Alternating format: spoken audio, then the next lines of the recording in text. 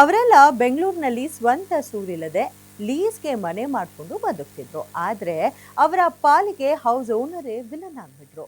ಕೋಟಿ ಕೋಟಿ ಸಾಲ ಮಾಡಿ ಕಾಲ್ ಕಿತ್ತ ಓನರ್ನಿಂದ ಕುಟುಂಬ ಬೀದಿಗೆ ಬೀಳೋ ಪರಿಸ್ಥಿತಿ ನಿರ್ಮಾಣ ಆಗಿದೆ.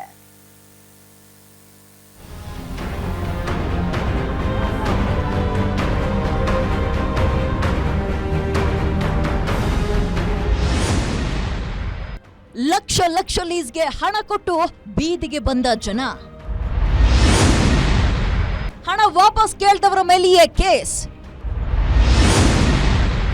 ಮಣ್ ತಿನ್ನೋ ಕೆಲಸ ಮಾಡಿ ಉಲ್ಟಾ ಕೇಸ್ ಹಾಕಿದ ಓನರ್. ಉಲ್ಟಾ ಚೋರ್ ಕೊತ್ವಾಲ್ ಕೋ ಡಾಟೆ ಅಂತ ಒಂದು ಸಾಲಿದೆ. ಇದರರ್ಥ ಕಳ್ತನ ಮಾಡಿ ಉಲ್ಟಾ ಸಂತ್ರಸ್ತರ ಮೇಲೆ ಎಗರಾಡೋದು ಅಂತ ಸಿಂಪಲ್ ಆಗಿ ಹೇಳ್ಬೋದು ಕೇಳಿ. ಅಂದಾಗೆ ಈ ಮಾತಿಗೆ ಇಲ್ಲೊಬ್ಬ ಖತರ್ನಾಕ್ ಲ್ಯಾಂಡ್ ಲಾರ್ಡ್ ಸೂಟ್ ಆಗ್ತಾನೆ. ಈತನದು ಹೇಳ್ಕೊಳ್ಳೋಕೆ ದೊಡ್ಡ ಅಪಾರ್ಟ್ಮೆಂಟು, ಒಂದಲ್ಲ ಎರಡಲ್ಲ 17 ಕುಟುಂಬಗಳು ಲೀಸ್ ಪಡೆದು ವಾಸ ಇದ್ರು. ಆದ್ರೆ ಇವತ್ತು ದಿಢೀರಂತ ಬ್ಯಾಂಕ್ ಸಿಬ್ಬಂದಿ ಪೊಲೀಸರು ಅಪಾರ್ಟ್ಮೆಂಟಿಗೆ ನುಗ್ಗದವ್ರೆ ಜಾಗ ಖಾಲಿ ಮಾಡಿ ಅಪಾರ್ಟ್ಮೆಂಟ್ ಸೀಸ್ ಮಾಡ್ತೀವಿ ಅಂತ ಮುಂದಾಗೆ ಬಿಟ್ರು. ಆಗ ಇಲ್ಲಿ ಏನ್ ಆಗ್ತಾ ಇದೆ ಅಂತ ಗೊತ್ತಾಗದೆ ಪಾಪ ಕುಟುಂಬಸ್ಥರು ದಿಕ್ಕು ತೋಚದಂತೆ ಗೋಳಾಡು ಬಿಟ್ರು.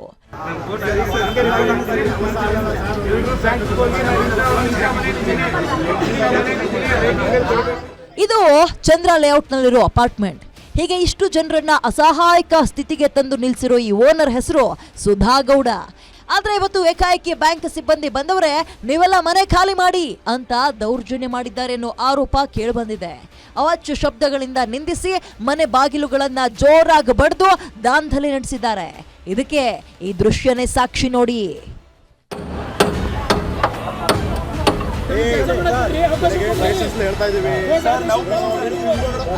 ಇನ್ನು ಇದನ್ನೆಲ್ಲ ಪಕ್ಕಕ್ಕಿಡೋಣ.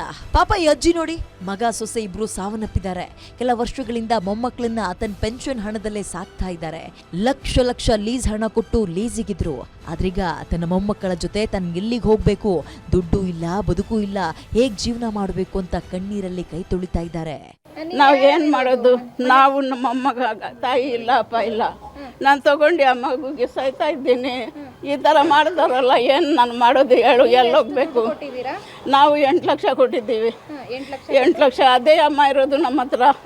ನಮಗೆ ತಿನ್ನೋಕ್ಕೂ ಇಲ್ಲ, ಏನೂ ಇಲ್ಲ. ನಾವು ಅಲೀತಾ ಇದ್ದೀವಿ ನೋಡು. ನನಗೆ ಶಕ್ತಿ ಇಲ್ಲ, ಬರೀ ನಾಲ್ಗೆ ಇದಾಗ್ತಾ ಇದೆ. ನೀವು ಏನು ಮಾಡ್ತಾ ಇದ್ದೀರಿ? ನಾವು 4 ವರ್ಷ ಆಗೋಯ್ತು ಬಂದು ನೋಡಿ. ಇಷ್ಟು ಮಾತ್ರ ಆಯ್ತಾ ನಮಗೆ? ದಯವಿಟ್ಟು ನೀವು ಏನು ಮಾಡ್ತೀರಾ ಮಾಡಿ.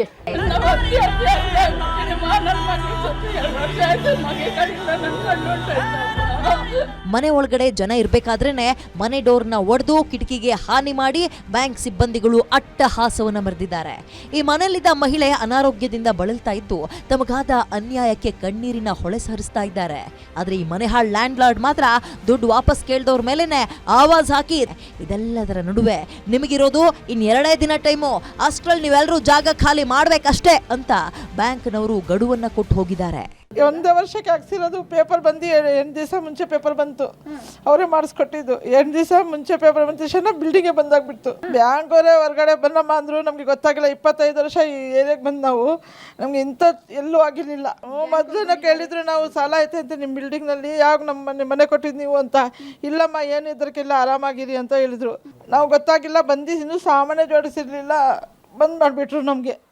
ಒಂದೆಡೆ ಮನೆ ಮಾಲೀಕ ದುಡ್ಡು ಕೊಡೋ ಲಕ್ಷಣ ಕಾಣ್ತಾ ಇಲ್ಲ. ಇತ್ತ ಬ್ಯಾಂಕ್ ಸಿಬ್ಬಂದಿ 2 ದಿನ ಆದ್ಮೇಲೆ ಬಂದು ಸೀಸ್ ಮಾಡೋ ಭಯ. ಇದೆಲ್ಲದರ ನಡುವೆ ನಮ್ ಪ್ರಾಣ ಹೋದ್ರೂ ಸರಿನೇ, ನಾವು ಜಾಗ ಖಾಲಿ ಮಾಡಲ್ಲ ಅಂತ ಪಟ್ಟು ಹಿಡಿದಿರೋ ಅಪಾರ್ಟ್ಮೆಂಟ್ನ ಜನ. ಇದೆಲ್ಲ ನೋಡ್ತಾ ಇದ್ರೆ ನಿಜಕ್ಕೂ ಬೇಜಾರಿನ ಜೊತೆ ಆಘಾತವೂ ಆಗುತ್ತೆ. ಇನ್ ಮುಂದೆ ಹೆಂಗಪ್ಪ ಲೀಸಿಗೆ ಮನೆ ಪಡೆಯೋದು, ಹೆಂಗೆ ಮನೆ ಮಾಲೀಕರನ್ನ ನಂಬೋದು ಅನ್ನೋ ಭಯ ಶುರುವಾಗುತ್ತೆ ಅಲ್ವಾ. Netravati Doddamani, crime bureau, guarantee news, Bengaluru.